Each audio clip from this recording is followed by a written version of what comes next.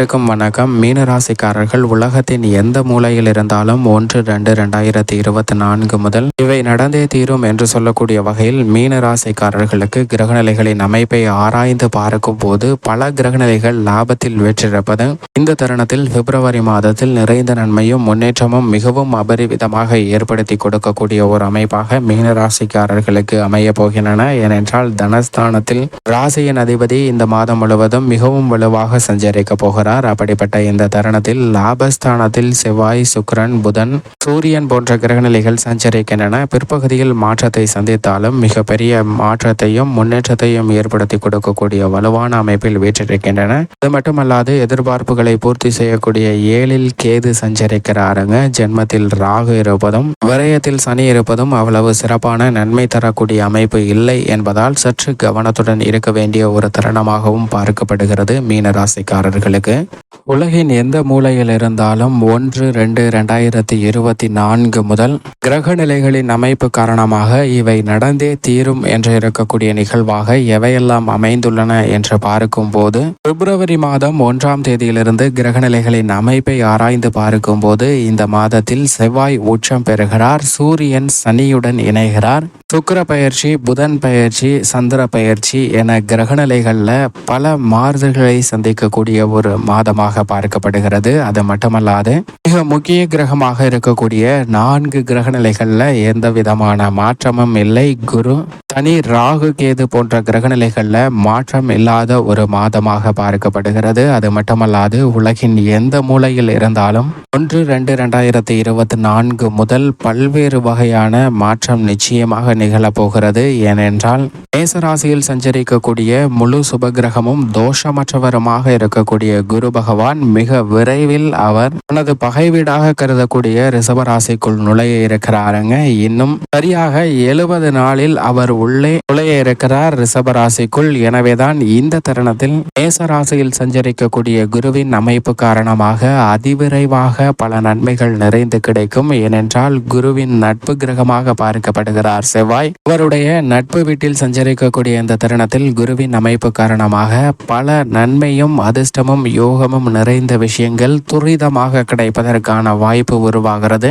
எனவேதான் 1-2-2024 முதல் உலகத்தின் எந்த மூலையில் இருந்தாலும் எதிர்பாராத பல அதிரடியான மாற்றங்களை சந்திப்பதற்கான வாய்ப்பை நிச்சயமாக முழு சுபகிரகமாக இருக்கக்கூடிய குரு ஏற்படுத்தி கொடுக்க போகிறாருங்க. அவர் கொடுக்கக்கூடிய நிகழ்வுகள் நன்மை நிறைந்தவையாக அமைவதற்கான வாய்ப்பு உருவாகிறது. அது மட்டுமல்லாது சனி மிக வலுவாக குடமாய் நன்மை தரக்கூடிய ஒரு அமைப்பில் ஆட்சி பலம் பெற்று தனது சொந்த ராசியான கும்பராசியில் வலுவாக சஞ்சரிக்கிறார். ஜீவனாதிபதியாக இருக்கக்கூடிய கர்மாதிபதி, ஆயுள்காரனாக இருக்கக்கூடிய சனி பகவான் மிக வலுவாக ஆட்சி பலம் பெற்று சஞ்சரிப்பது அமோகமான மாற்றத்திற்கு முன்னிவித்திடக்கூடிய ஒரு இனிமையான தருணமாக அமைகிறது. எதிர்காலத்தை பற்றிய அச்சமும் பயமும் நீங்கக்கூடிய வகையில் பல்வேறு விதமான ஆக்கப்பூர்வமான செயல்பாடுகளை துல்லியமாகவும் துல்லியமாகவும் செயல்படுத்துவதற்கான வாய்ப்பை உறுதிப்படுத்துகிறாருங்க.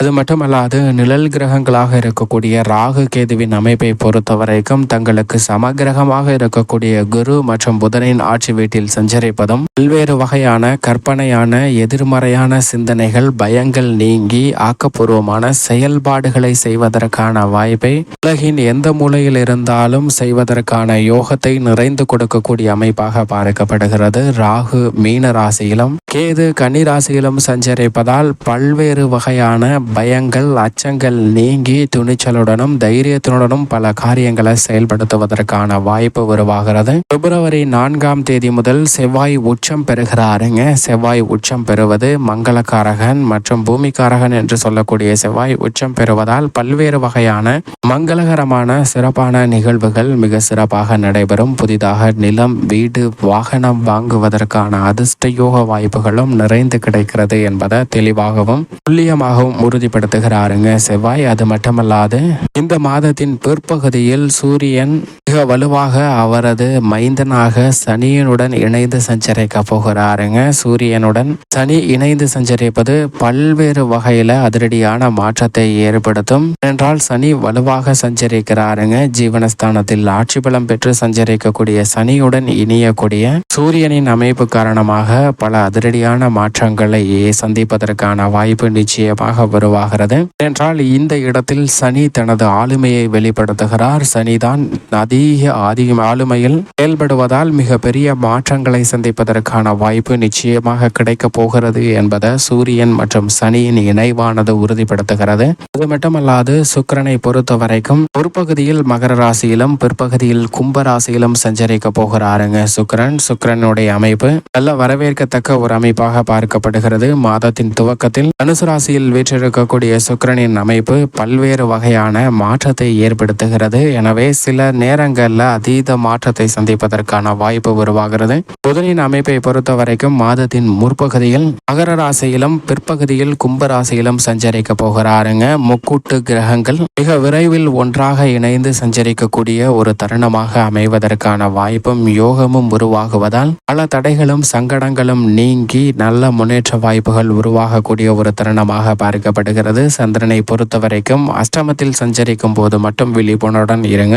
மற்ற தருணங்கள் அனைத்தும் சந்திரன் அபரிவிதமான நன்மையை கொடுக்கக்கூடிய வலுவான அமைப்பில் நிச்சயமாக சஞ்சரிப்பார். இப்படி கிரகநிலைகளின் அமைப்பு உலகின் எந்த மூலையில் இருந்தாலும் 1-2-2024 முதல் கிரகநிலைகளின் அமைப்பு இப்படி இருக்க பிப்ரவரி மாதத்தில் மீனராசிக்காரர்களின் குடும்ப சூழ்நிலையை ஆராய்ந்து பார்க்கும்போது ராசியின் அதிபதியாக இருக்கக்கூடிய குரு தனஸ்தானம் குடும்பஸ்தானம் ஆகிய 2இல் இருப்பது குடும்ப ரீதியாக எழக்கூடிய அனைத்து விதமான சிக்கல்களும் தடைகளையும் விலக்கி நல்ல முன்னேற்றத்தையும் ஒற்றுமையும் ஏற்படுத்தி கொடுக்கக்கூடிய ஒரு அமைப்பாக பார்க்கப்படுகிறது. சந்தித்து வரக்கூடிய பல்வேறு வகையான இன்னல்கள் சிரமங்களை விலக்கி நல்ல முன்னேற்றத்தையும் வெற்றி வாய்ப்பையும் நிறைந்து கொடுக்க போகிறாருங்க. இது நிச்சயமாக மீனராசிக்காரர்களுக்கு வரவேற்கத்தக்க ஒரு அமைப்பாக பார்க்கப்படுகிறது.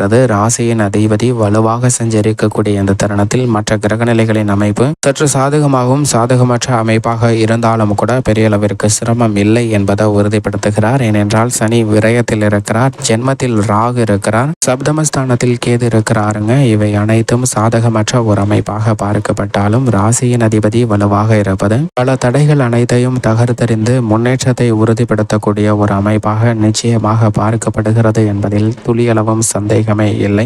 மேலும் இந்த தருணத்தில் மீன ராசிக்காரர்களுக்கு லாபஸ்தானமாகிய 11ஆம் இடத்தில் உச்சம் பெறுகிறாருங்க செவ்வாய். லாபஸ்தானமாகிய 11ஆம் இடத்தில் பூமிக்காரகன் மங்களகாரகன் என்று சொல்லக்கூடிய செவ்வாய் உச்சம் பெறுவது அனைத்து விதமான காரியங்களிலும் உள்ள காரிய தடைகள் விலகி நன்மையும் முன்னேற்றமும் நிறைந்து பெறக்கூடிய அதிர்ஷ்டம் நிறைந்த ஒரு தருணமாக அமைகிறது என்பதை தெளிவாகவும் துல்லியமாகவும் உறுதிப்படுத்துகிறார். சுக்கிரனின் அமைப்பும் இந்த மாதம் முழுவதும் வலுவாக இருப்பதால் புதிய வாய்ப்புகள் சந்தர்ப்பங்கள் நிறைந்து கிடைக்கக்கூடிய ஒரு இனிமையான தருணமாக நிச்சயமாக அமைகிறது. அதே சமயம் மாதத்தின் முற்பகுதியில் லாபத்தில் வீற்றிருக்கக்கூடிய சூரியன் பிற்பகுதியில் விரயத்தில் நுழைகிறாருங்க. புதனும் அதே போன்று லாபத்தில் இருந்து விரயத்தில் நுழைகிறார். இருந்தாலும் இந்த மாதத்தில் பெரும்பாலும் அதீத லாபம் கொடுக்கக்கூடிய அமைப்பில் சஞ்சரிப்பதால் நன்மை நிறைந்து கிடைக்கும். பெரிய அளவிற்கு தடைகள் இல்லை. மேலும் சாதகமாக மாற்றிக்கொள்ள நிச்சயமாக மீனராசிக்காரர்கள் வாரத்தில் வியாழக்கிழமை விரதம் இருந்து அருகாமையில் உள்ள வராகி அம்மன் ஆலயம் சென்று தீபமேற்றி வழிபாடு செய்யுங்கள். நிறைந்த நன்மையும் முன்னேற்றமும் தங்களுடைய வாழ்வில் இனிதாக கிடைக்கும். மீனராசிக்காரர்களுக்கு என்பதில் துளியளவும் சந்தேகமே இல்லை.